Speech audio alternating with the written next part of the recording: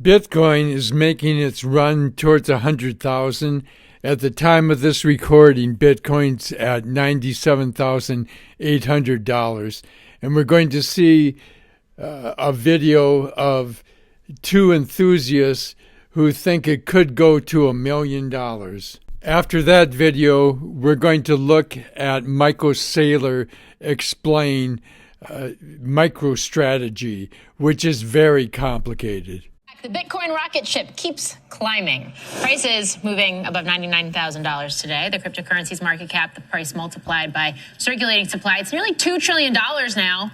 Joining us here on set are X2B co-founders Michael Bressler and Benoit Bosque. X2B is a crypto advisory firm. The pair launched earlier this month. Michael was most recently EVP at PIMCO, while Benoit was a portfolio manager at Millennium. Both have spent time at crypto market maker GSR. It's great to have you both here on set, so welcome. Thank you for having us. Thank you. So first I got to start with this moment, the news of the day. And Michael, I'll start with you on this. The fact that we've seen this torrid run in Bitcoin right now, I guess just what is propelling this, especially as you have Gensler stepping down as SEC chair, you have options trading and Bitcoin ETFs, and the likes of MicroStrategy going to the market to snap up everything they can in terms of supply?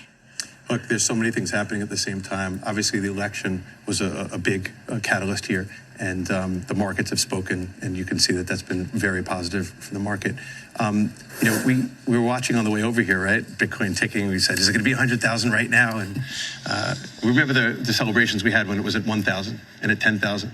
And now here we are about to be at 100,000. And I think at some point, not too far in the distant future, we're going to be thinking about $1 million Bitcoin price. And really, it's just a confluence of everything happening all at once. And so, Benoit, I want to get your thoughts on why now is the time to establish this firm then. I mean, we had Brian Armstrong from Coinbase on a couple of weeks ago, right before the election, and one of the things he said is he sees cryptocurrency more broadly entering this utility phase. How do you see it? No, absolutely. Crypto is at the intersection of technology and finance, and a lot of the founders are really technology specialists. So we wanted to come in and assist them with the financial side of their protocols and token launches. We have seen a lot of innovation on the infrastructure side, and now indeed we're entering the consumer side where we're going to see more broader retail adoption. We think there's going to be a lot of use cases for crypto. We're already seeing it in stable coins, in meme coins, in prediction markets around the election. There's going to be more. We see crypto gaming coming. For a lot of those applications, you won't even know that there is crypto behind it. The blockchain technology will be abstracted, and we think what it's bringing in terms of decentralization, portability, as well as data ownership will be things that will be tough to leave behind. Michael, there's a lot of opportunity here, but clearly there's also a lot of danger, as there is in the stock market too. I mean, Bitcoin is a great spokescoin for all the other stuff out there, but there's a lot of junk out there. And I remember a few years ago, there was a lot of, initial coin offerings, gaming stuff springing up around that never amounted much. People lost a lot of money. How's that going to go better this time? Yeah, it's a great question. We were thinking about toward the beginning of our career during the internet creation, right? When all these stocks were coming up and all these different things were being created. And, we're seeing something similar now. And what's really great is, especially with the new administration coming in that seems to be much more crypto friendly, we're going to have new rules, new regulations, a clearer roadmap. And one of the main reasons that Benoit and I established X2B was to bring professionalism and bring a lot of the lessons that we learned from traditional finance, all of those things that made finance be able to grow in a controlled way, in a productive way, and hopefully in a way that didn't hurt anyone in particular. This is what we need right now. And so we're very, very optimistic that this is what's going to happen. But how? You got coins named after dogs and squirrels that are moving around a whole lot. Does anybody need to protect the investor here? It's interesting because, the industry has learned a lot from the events of 2022 and 2023. It is definitely already more secure. It's more challenging for bad actors to act in the same way. I think we're quickly learning the lessons of those events. But a lot of it has to do with education and meeting those retail users where they're at. They can go on Coinbase, Kraken, that's very safe. Or they can try to do self-custody solution like MetaMask or Phantom. That's more complicated. But again, it's incumbent on the industry to do a better job of educating people and making it safer. Next, Michael Saylor explains MicroStrategy, which is a derivative of Bitcoin. Michael Saylor is here with us this morning, and I'd love for you, if you could, it's great to see you. Bitcoin's been on a wild run, and boy, have you been right, but I'd love for you to respond to this report. Yeah, well, I think a lot of people don't understand our core business. We're a Bitcoin treasury company. We're powered by a Bitcoin reactor. We've got $35 billion of Bitcoin, and it's spinning at 100 vol. So the way we make money is we're selling the volatility and recycling it back into Bitcoin. And we're also stripping the volatility and the risk and the performance off of fixed income securities. And we're transferring that to the common stock. So our common stock is delivering 2x Bitcoin, 2x vol. So, Andrew, if you want to understand the economics of this, we generate a spread. The BTC spread we generate, it's a function of the equity premium, the convert premium, and the Bitcoin premium. The Bitcoin premium is the ARR of Bitcoin versus the US dollar. 2 weeks ago, we did 4.6 billion of an ATM.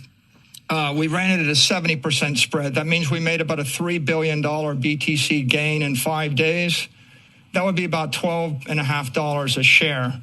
But over 10 years, that's $36 billion, or about $150 a share, just on that 1 week. This week, we did a convertible bond, $3 billion at an 80% BTC spread. That's a $2.4 billion gain. That's about $10 a share. But over 10 years, that's $125 a share to the shareholders. I think the thesis of the shorts is, if the premium in the equity disappears, we can't make money. What they miss is that when we actually borrow money at 6% and we invest it in Bitcoin, if Bitcoin goes up 30%, and by the way, Bitcoin's going up 60%, we're getting a 90% BTC spread, but it would be 80% BTC spread, which means the $3 billion fixed income raise in preferreds or bonds generates the same $125 a share and $30 billion over 10 years. So once you understand that, you have a different view of the company. So what do you say, though, to those who say there's a risk here? Because this is effectively a levered Bitcoin position. And if, in fact, Bitcoin goes down, this becomes a much more complicated situation. Yeah, well, the number one risk you take is the existential risk that Bitcoin has an extinction level event and goes to zero immediately tomorrow. But every long investor in MicroStrategy is a Bitcoin maximalist or Bitcoin believer. They've accepted that risk. Once you accept that risk, what do we expect? We expect it's going to go up 29% a year for the next 21 years. It's been going up 60% a year. So the people that are buying the equity are buying the equity because they want 2x Bitcoin, they want 2x vol. And once you accept that idea, you can see, over the last 2 weeks, Andrew, we've generated $5.4 billion in BTC gains. We're making $500 million a day. I'm staring at my screen, and we're selling dollar bills for $3, sometimes a million times a minute. And so it's not impossible. I mean, we may very well be the most profitable company in the United States, growing the fastest right now, because there's not many companies that are making $500 million a day doing what they're doing. If you don't like Bitcoin, you don't want any piece of it. But if you like Bitcoin, then this is a monster for you. And looking at the chart of MicroStrategy, I'm looking at the last week, and that's because there was such variation in the price that was almost just stunning. I'm a very active trader, and this was very stunning even for me. At one point, it hit $530 in the last week, and it went down into the 380s. So you have 150 points variation within a day or two. That's just wild. Its price to earnings is about 43. They say its value is somewhere around $150. To trade a stock that varies this much, I would have to devote every second to it. And I got like 20 other stocks. So I decided to sell MicroStrategy and to move it into my Bitcoin fund, which is the Fidelity Bitcoin Fund, which is whose symbol is FBTC. I want a more stable growth that I can actually track, and I don't have to spend every second looking at.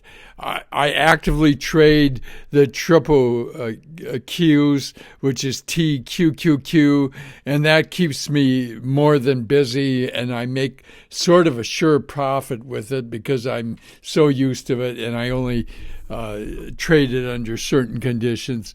But MicroStrategy, I have no idea where it's going, really. Sometimes it moves counter to the price of the way Bitcoin is moving, and I don't like that.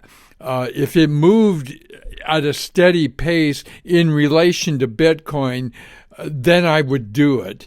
But this going the opposite direction when Bitcoin is going up just blows my mind, and I have to devote my energies to my other stocks. Thanks for listening.